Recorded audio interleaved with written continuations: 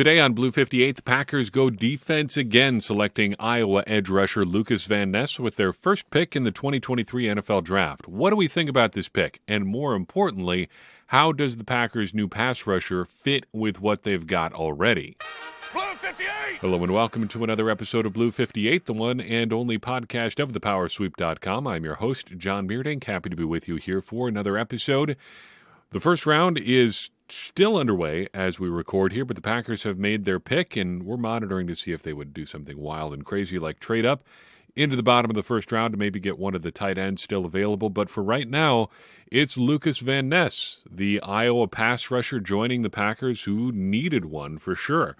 Not necessarily the most thrilling pick in the world. I know a lot of people really were excited about Jackson Smith-Njigba being there at 13. The Packers really had their pick of the litter at 13 in a variety of positions, and we'll talk about that here in a second. But my gut level reaction is that this definitely fits the mold of what the Packers do. It fits a clear need, and it gives the Packers insurance in the short term and flexibility in the long term at an important position with a guy who has a lot of really positive traits. Now, there are some maybe downsides to taking Lucas Van Ness, but overall, if you're looking for a solid, I don't want to say low-risk pick necessarily, because every pick has risk, and there is some risk with Van Ness, but a guy who fits everything that has basically worked philosophically for the Packers, betting on traits, betting on upside. This is exactly that sort of pick. And they get him in ahead of the New England Patriots, who were apparently very interested. Across the board, it seems like this checks a lot of boxes for the Packers. But before we dive into Van Ness, let's take a look at how the Packers got to this point. What happened to get the Packers to a position where they could draft Lucas Van Ness 13th? The board seemed to break pretty well for the Packers here, which is a pretty significant contrast to where we've been 2020, 2021, even 2022 in a lot of different ways. This seemed to go pretty well for the Packers. 3 quarterbacks in the first 4 picks was an amazing start. And then you've got Houston getting a little bit wild and crazy and going back up to get Will Anderson up there. That was a lot of fun. Is that a great idea? Well, you might come out of those 2 picks with the best player in this draft and then the best quarterback in the draft. Shoot, I think that's a lot of great stuff to get out of 2 picks. But then Devin Witherspoon going maybe a little bit high, but not necessarily super high. Bijan Robinson going 8th, amazing for the Packers. The Titans going with Peter Skoronski instead of Jackson Smith-Njigba. And then the Lions getting a little bit wild and crazy in there too.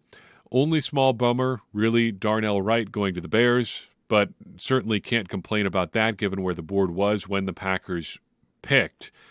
Really just one guy on our radar off the board. So when the Packers come up at 13th, you've got Jackson Smith-Njigba there out of Ohio State. You've got Oregon cornerback Christian Gonzalez, the big offensive lineman Broderick Jones, Van Ness, of course, and Myles Murphy.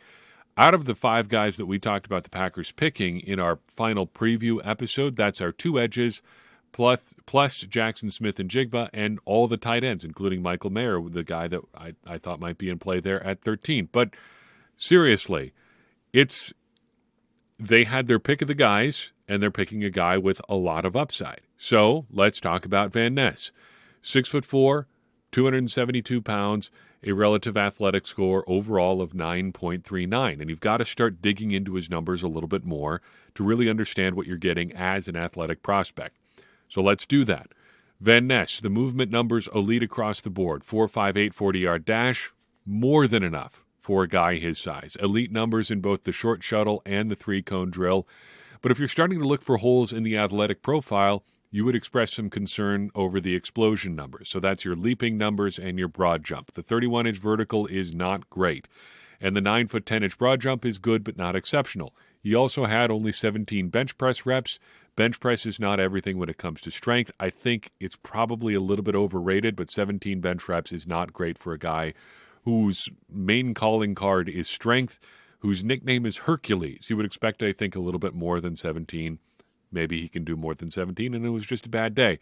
I think, honestly, you're a little bit more concerned about the strength from, core through knees with an edge rusher, defensive lineman type.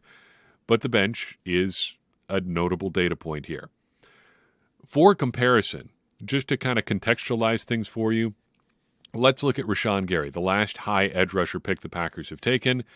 Gary was almost an inch shorter, but he ran a 4.58 40-yard dash at 277 pounds, same exact speed, just 5 pounds heavier. He posted a 38-inch vertical and a 10-foot broad jump, better in the vertical, slightly better in the broad jump. The agility numbers were about identical. Gary posted significantly better numbers on the bench press. Forgot to write this one down. I think it was 28 reps at 225 versus Van Ness's 17, so significantly stronger there. But overall, I think, and don't take this as a one-to-one comparison, but you're looking at a guy who compares favorably in an athletic sense to Rashawn Gary. If you want an even closer comparison, the website mockdraftable.com really lines guys up in terms of similarity. They say he's pretty close to where Preston Smith was athletically. They're like 86% similar, which is a pretty strong similarity score between those two. Take that for whatever it's worth. Van Ness is an athletic edge rushing prospect. That is what you want at that position if you're going to take one really at all.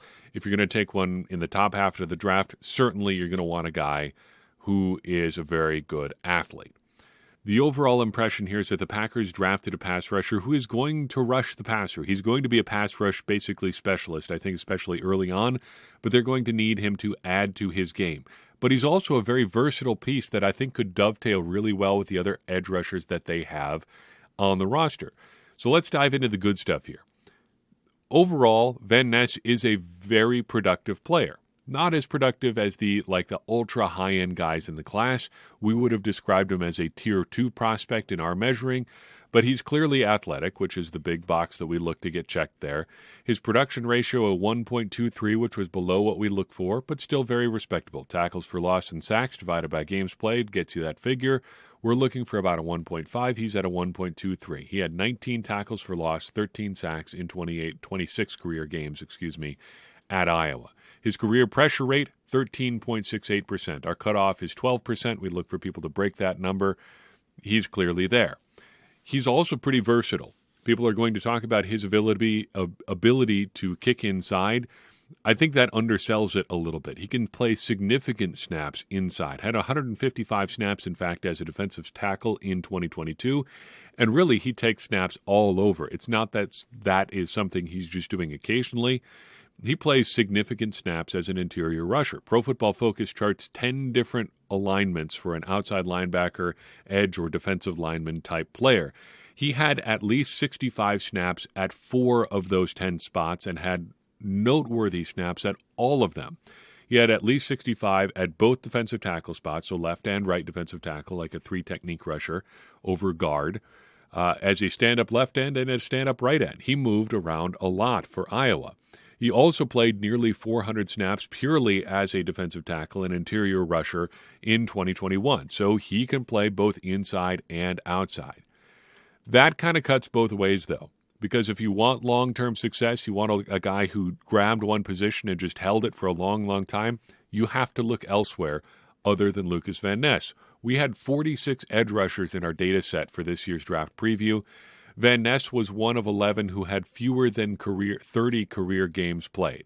In this same edge class, Van Ness had the 8th fewest edge snaps. He just didn't play all that much at Iowa. I know that the starting numbers are a little bit overblown. Iowa runs kind of a seniority system. The guys who are juniors and seniors are going to get more opportunities to be those starters. At least if it's only in name, they'll still be the starter. Even so, Van Ness didn't play just tons and tons of snaps compared to some of these other high-end prospects. In light of that, I think we have to wonder a little bit about some of his productivity numbers. His pressure rate numbers are very great, over 13%, really, really solid. However, there were 16 edge players who had a pressure rate of at least 13% in their career in that edge data set that we looked at. None of them played fewer games than Lucas Van Ness at 26. None of them. So while it's good that he can put up those numbers, or did put up those numbers, he also did it playing not that many snaps. And you start to wonder, at what point do those snaps really stabilize? At what point do those numbers start to really reflect how good of a player you are? Is it at about 500 snaps, which is where he was, at or about 500 snaps over 2 seasons playing significant snaps at Iowa? If so, the Packers are in business. If not, if you got to play more than that to really get a good idea what he is as a pass rusher, Van Ness may be a little bit of fool's gold in that respect. As it stands, 68 career pressures on 497 career pass rush snaps. The bottom line for me is that he feels like a little bit of a project. But maybe this is a good time to take a bit of a project. If you go into this draft with the premise that 2023 is going to be a bit of a rebuilding year, maybe you're trying to start peaking in 2024 and beyond. So in that scenario, Van Ness spends 2024 learning how to be an edge rusher, and then you pair him with a fully healthy Rashawn Gary in 2024 and Kingsley or J.J. Enagbare, as well as maybe your third edge rusher, and away you go. That's when you really start to look at what Van Ness can really be as a player, because if this year is kind of a scholarship year, a redshirt year, figure it out. Well, that's worked for the Packers before. Rashawn Gary kind of did that in 2019, and by 2020, 2021, 2022, he was really starting to come on as a player. That's where the Packers probably need Van Ness to be. If you start looking at this as a rebuild, the Packers are really going to be looking to contend in 2024 when they've got 2 first-round picks and beyond. You just keep building for that future, and, well, maybe you get something out of Van Ness in that future. But I think it's fair to say it's going to be a little bit of a process here for Van Ness. This is going to be a development curve that we're going to have to watch. That is, I think that's fair to say. I don't think that's a criticism of Van Ness or even that much of a criticism of the pick. It's just a reality of the pick. He's going to need some time, and the Packers seem to be comfortable with that. Whether that time invested makes him a better prospect in the short and long term than somebody like, say, Jackson Smith and Jigba, I think is a fair question and one we're going to need some time to answer. But such is the case with just about every draft pick. That is a process that everybody has to go through. Let's take a look at what some of the pros are saying about Van Ness. Pro Football Focus, their overall opinion of him was a pretty solid prospect. They wrote, quote, Van Ness is as strong as they come in terms of pass rushing ability. Known for his power rush, he was able to generate 46 pressures and 9 sacks this past season for the Hawkeyes. He was one of the reasons Iowa had such a dominant defense. Van Ness is also better against the run than most defensive ends in his class, finishing with an 80.9 run defense grade in 2022. If he can continue to improve his pass rushing moves, look out for him at the next level, end quote. The note there that he's a bit of a one-move pass rusher is true. I don't know how much of a criticism that really is, because I think it's fair to say that a guy like Van Ness is a one-move pass rusher, but the Packers have some pretty effective, I think, one-move pass rushers in their rotation already. Rashawn Gary is not a terribly sophisticated pass rusher, but what he is an effective pass rusher. The same is true, I think, for Preston Smith, who knows how and where to get to the quarterback, even with a fairly limited pass rushing arsenal. In fact, I bet that would probably be the case for most of the edge rushers that are fairly productive in the NFL. The super-duper high-end guys, yeah, they've got every pass rushing move that you can think of. But I think in that second tier of guys, the guys that are still very good to even just above average, most of them are going to be pretty limited. And if you've got one move that you can do really well, even if it is just the one move, if it's one really good move, you can still make a lot of money and do a lot of good things in the NFL. Because the fact of the matter is there aren't just a ton of players who are good at everything in the NFL. And asking, especially young pass rushers, to come in and be like, well, he's got, 8 different counter moves that he can do off a basic pass rush. That would be nice, but I don't think that's really going to be the case, because for most of these guys, they haven't had to learn how to be a pass rusher to this point, because you can get by with just being an elite athlete. A guy with a sophisticated pass rush arsenal coming in probably has had to compensate for some stuff, and most of the guys who don't have to compensate for not being a great athlete just simply don't learn how to do it. Again, it's going to be a process, but that's the case with a lot of young edge rushers.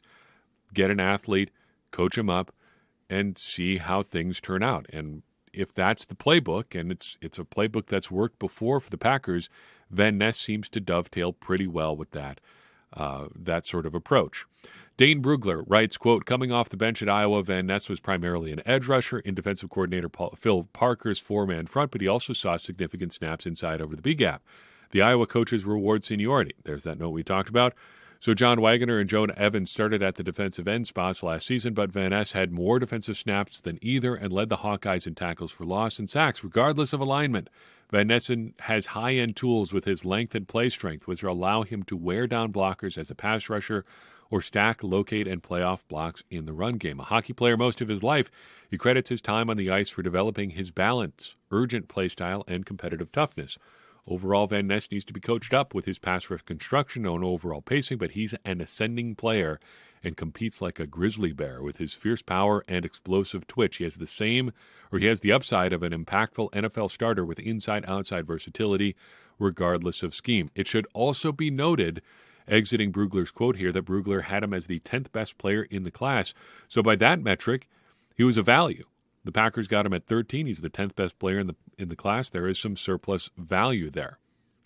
Let's look at one more of the big-name pro scouts here.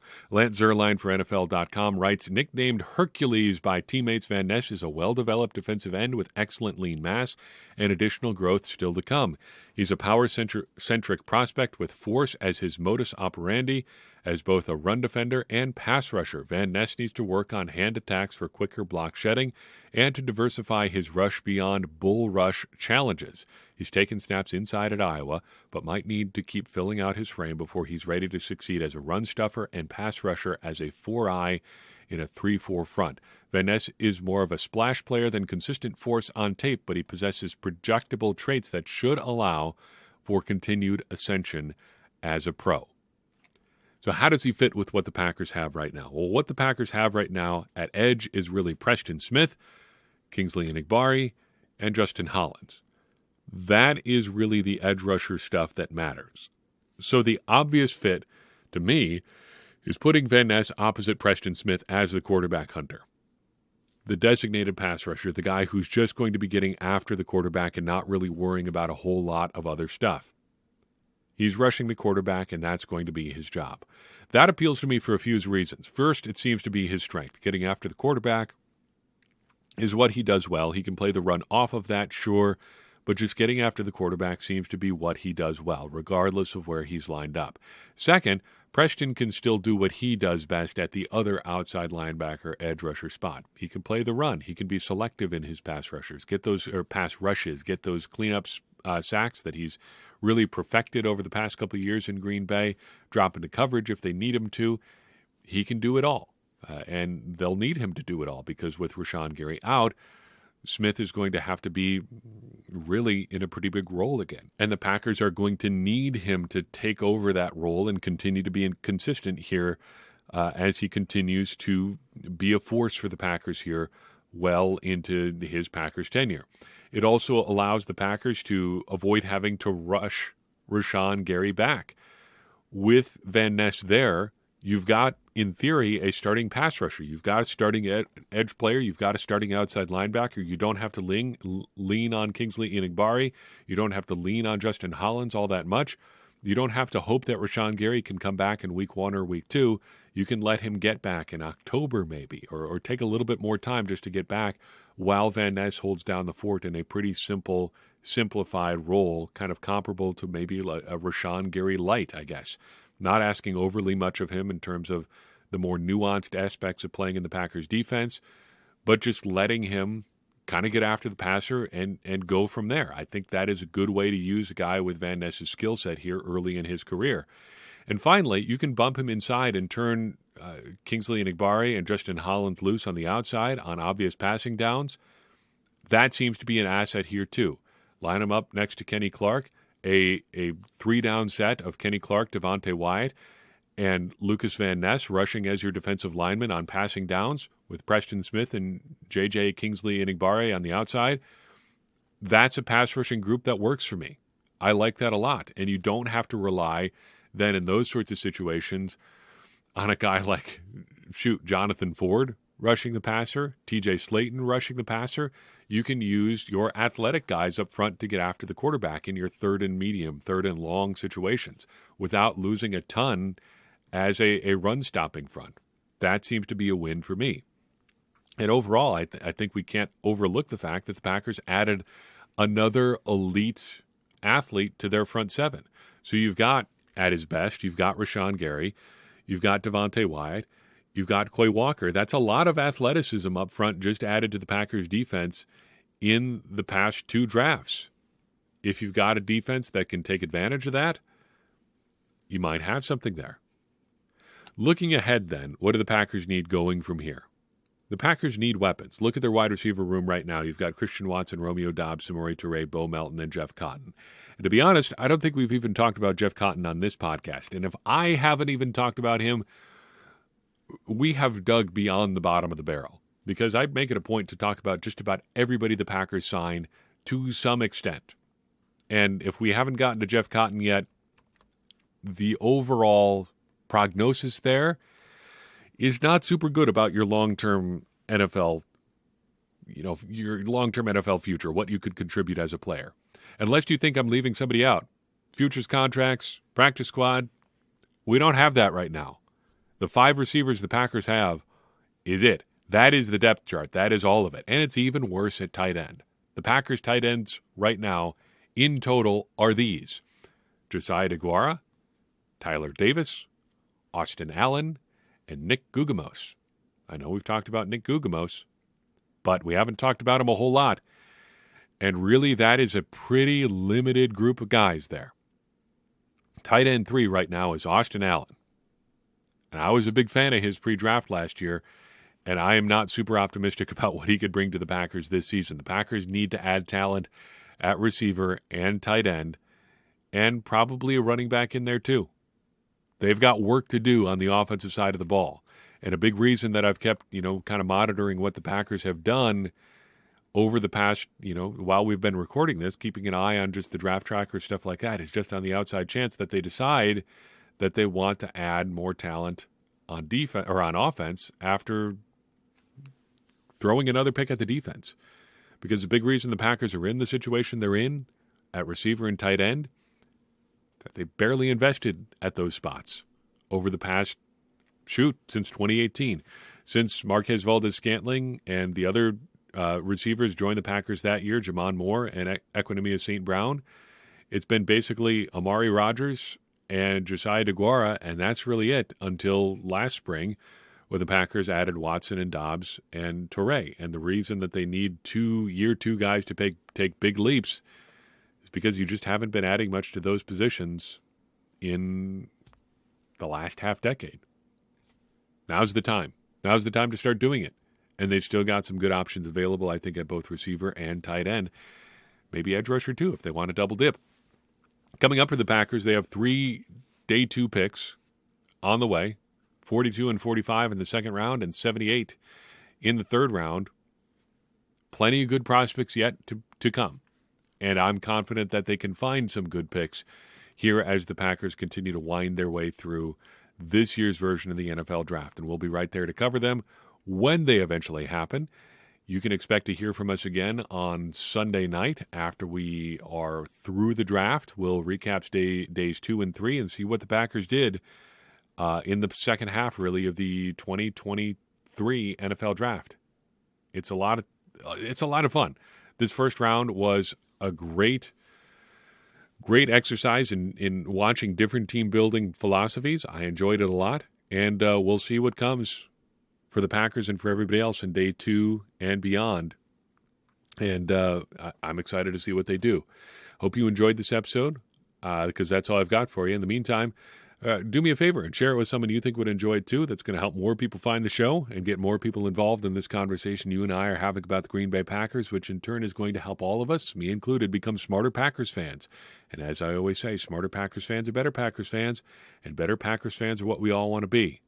I'm your host, John Meerdink. We'll see you next time on Blue 58.